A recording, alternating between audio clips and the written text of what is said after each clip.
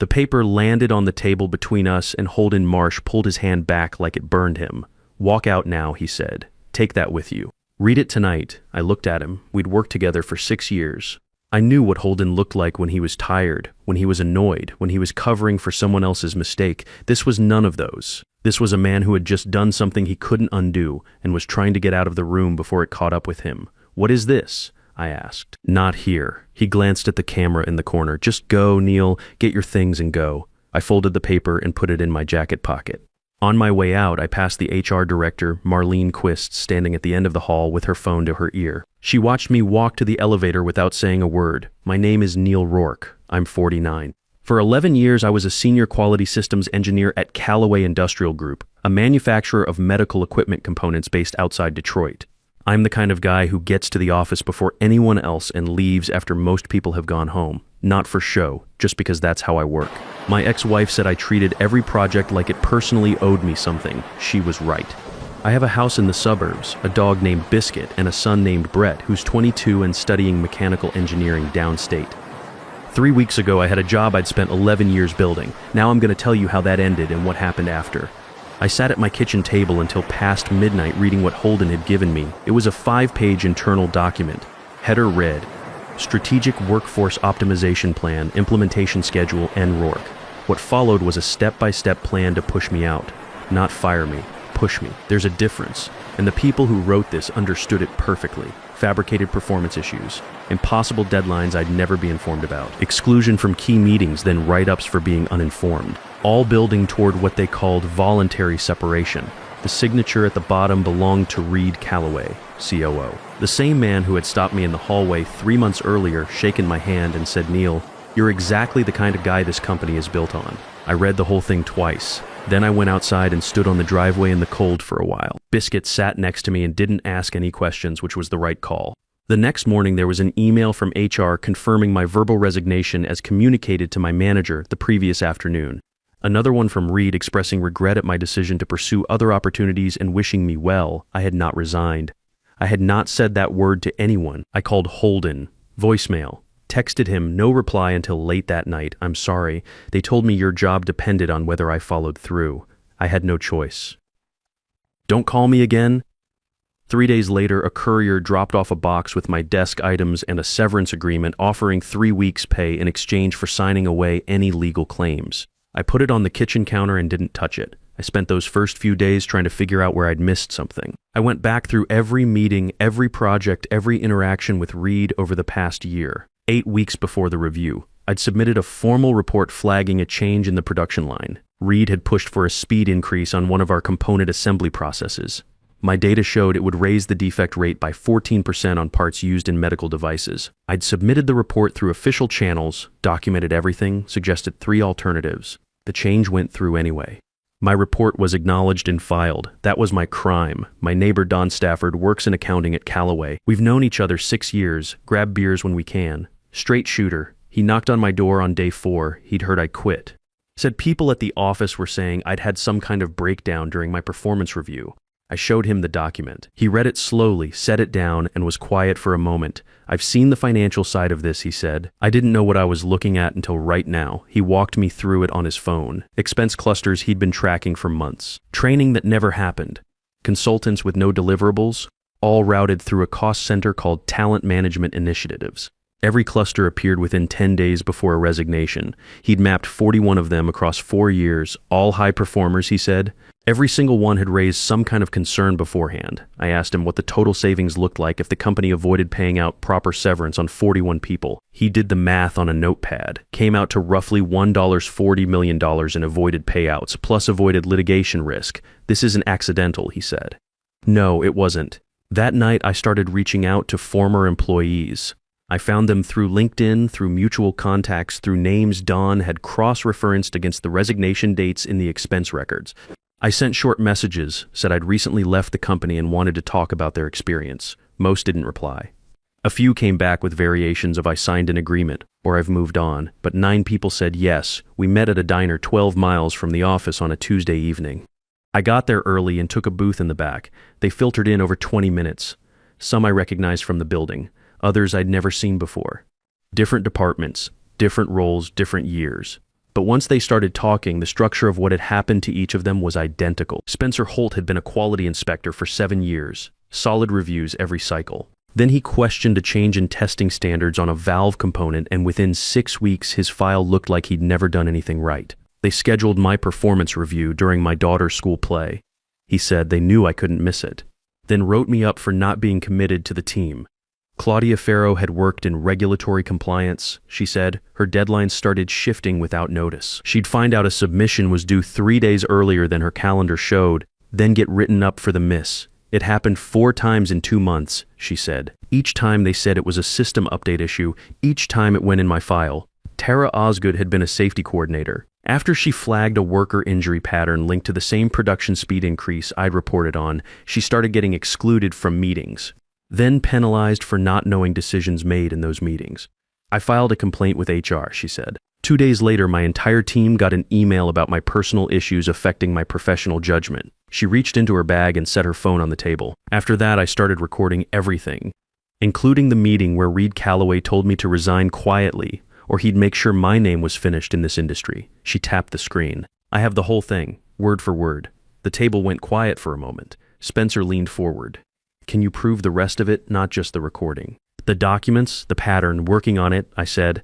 I didn't tell them about Wade yet. I wasn't sure I trusted the room enough. Wade Pruitt was Callaway Industrial's database administrator. I had crossed paths with him maybe a dozen times over 11 years. Quiet guy, kept his head down. He was the kind of person who knew everything about how the company's systems worked and made sure nobody thought about him long enough to realize it. 3 days after Don came to my house, I found a note under my windshield wiper in the parking lot of a grocery store 4 miles from my neighborhood, just an address and a time. The lot of a self-storage facility on the east side. 7 p.m. I drove there and parked, sat with the engine running. At 7:08, a car pulled in 2 spaces down. The window dropped 3 inches. Wade looked over at me. Get in your back seat, he said. Make it look like you're getting something off the floor. I thought about it for about 4 seconds, then I did it. He walked over, opened my passenger door without looking around, and slid something under the front seat. Then he closed the door and walked back to his car and left. I waited until he was out of the lot. Then I reached under the seat. USB drive, a strip of tape on the side. 2 words written in marker, use carefully. I drove home and plugged it in. The drive had 340 files, internal emails going back 4 years. The scoring rubrics Marlene Quist had built so managers could generate paper trails that looked like organic performance issues. Skeps given to direct supervisors for how to handle the conversations. A master tracking sheet showing each targeted employee, their current phase in the process, and their projected separation date. My name was on it. So was everyone from the diner. Spencer, Claudia, Tara. Don's name was there too, marked as preliminary review, which meant they were watching him. And at the bottom of the list, highlighted in a different color, Wade Pruitt, status, monitoring phase. He had handed me a weapon that had his own name attached to it. I sat with that for a long time. The next morning I called Wade from a phone I'd bought at a gas station with cash. You saw the list, I said. Yes, he said. You know, your name is on it? That's why I'm helping you, he said. I'd rather go down doing something than wait around for them to come for me. I asked him what kind of access he still had. He was quiet for a moment. Enough, he said. What are you planning? I told him about the industry summit, the annual gathering of medical equipment manufacturers, investors, and trade press. Held every year at the Riverside Convention Center in Detroit, Reed Calloway was scheduled to deliver the keynote address in 3 weeks. Title: Building a Culture of Innovation and Integrity. I need you to think about the AV system at that venue, I said, and I need you to think about the board's email. Another pause. Give me 48 hours, he said. Wade came back in 36 hours. He had a vendor account tied to the convention center's AV management system, left open from a tech installation Callaway had sponsored 2 years earlier. Nobody had closed it. He could access the presentation controls remotely and lock out the local tech booth if he needed to. Once I push the new slides, they won't be able to override from inside the room, he said. They'd have to physically cut power to the projector, and that takes time. How much time? Enough, he said. The second piece was the email. Wade had the board's distribution list from an internal directory backup. He built an automated send, queued for 12:01 p.m. on the day of the summit. The email would contain the full document package, the internal emails, the targeting rubrics, the master list of 41 employees, and Tara's audio file attached. It would land in the inboxes of every board member and the company's 3 largest institutional investors at the exact moment Reed stepped to the podium. They can't unread an email. Wade said. 1 week before the summit, I drove to the offices of Industrial Safety Monitor, a trade publication that covered the medical equipment sector. I asked for Adrienne Soul. She'd written 2 pieces in the past year on regulatory gaps in device component manufacturing. She knew how to read documentation, and she knew what real evidence looked like. I gave her the outline, not everything, just enough. Told her I had internal documents showing a 4-year program of targeted employee removal at a major manufacturer, all tied to suppression of safety concerns. Told her I could put her in the room when it became public. She looked at me across her desk for a long moment. If this is what you say it is, she said, I want everything after. You'll have it, I said. We had 14 days from the night I met with the group at the diner to the morning of the summit. I'm not going to walk through every hour of it. What I'll tell you is that it wasn't dramatic in the way you might picture. It was methodical. We met at my house every other evening, reviewed documents, assigned roles, anticipated problems. Tara practiced playing the recording out loud so she knew exactly where to find it on her phone under pressure. Spencer memorized his talking points so he wouldn't need notes. Claudia drafted a 1-page summary of her situation that she could hand to a journalist in under 30 seconds if needed. The one variable I couldn't control was Holden. On day 11, I got a text from a number I didn't recognize. Just one line, I can't keep pretending I didn't see what I saw. No name, but I knew the writing. I texted back, be at the Riverside Convention Center at 11:45 a.m. on Thursday. Bring the original file, no reply. I didn't know if he'd show. The night before the summit, I sat in my garage for a while, not thinking about the plan. The plan was set. I was thinking about the 11 years I'd given that company. The projects I'd pulled through, the times I'd stayed late to fix problems that weren't technically mine to fix. I wasn't angry about it anymore. Anger is loud and it clouds your thinking. What I felt was cleaner than that. I wanted the truth in a room where it couldn't be managed or spun or filed away. Biscuit sat on the garage floor next to my chair, and I gave him a piece of beef jerky from my jacket pocket, which is something I do when I don't want to think out loud. I was at the Riverside Convention Center by 7:45 a.m. The lobby was already busy. Staff arranging chairs, testing microphones, hanging banners with the summit theme printed across them, building a culture of innovation and integrity. I had to read it twice to make sure I wasn't imagining the words. Registration opened at 8. I collected my badge and found a seat near the back of the main ballroom, close to a side exit. Spencer arrived at 8:20. Claudia and Tara came in together at 8:35. The others filtered in over the next 20 minutes. None of us acknowledged each other. We'd rehearsed that part. At 9:15, I got a text from Wade. System access confirmed. Q is live. At 10:30 during the networking break, I watched Reed Calloway work the room. Handshakes, smiles, leaning in close to investors like he had a secret worth sharing. He looked completely at ease. The kind of ease that comes from believing nothing can touch you. At 10:47, Spencer texted. Security pulled my folder at the side exit.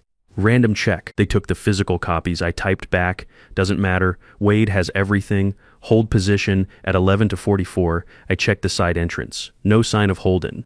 I told myself it was fine either way. We didn't need him, but I'd be lying if I said I wasn't watching the door. At 11:58, Marlene Quist took the stage to warm up the room. She mentioned almost casually that some unauthorized materials had been reported in the building and that anyone approached by outside parties should notify Summit staff immediately. She smiled when she said it. At noon, Reed Calloway stood up, buttoned his jacket, and walked to the podium. The applause was polite, the kind you give because everyone else is doing it. Reed set his notes on the podium, looked out at the room, and smiled. The big screen behind him showed his title slide, his name, the company logo, the Summit theme underneath it. He got 2 sentences in, then the screen changed. No warning, no flicker. One moment it was his slide deck. The next it was an email, his email, to Marlene Quist. Large enough for the whole room to read without squinting. Subject, Rourke situation. Body, the separation timeline needs to move up. He is getting too close to the Q3 production data. Handle it through Marsh and make sure it looks clean. Reed stopped mid-sentence. He turned around and looked at the screen. Then he looked at the tech booth at the back of the room. Cut the feed, he said. Quietly at first, like it was a simple technical request. Cut the feed now. The screen changed again. The master list. 41 names in 2 columns. Official reason for departure on the left. Actual reason on the right. Line by line, name by name. Each one a person who had raised a concern and then watched their file quietly fall apart. Someone in the 3rd row stood up and took a photo with their phone. Then someone else did. Then a journalist near the center aisle had his recorder out. Reed raised his voice. This is a security breach. Someone has tampered with the presentation system. These documents are fabricated. The screen changed again. The performance review templates, the manager scripts. The scoring rubrics Marlene had built so that fake performance problems looked like they developed organically over time. Cut the power to the projector, Reed said to someone near the stage.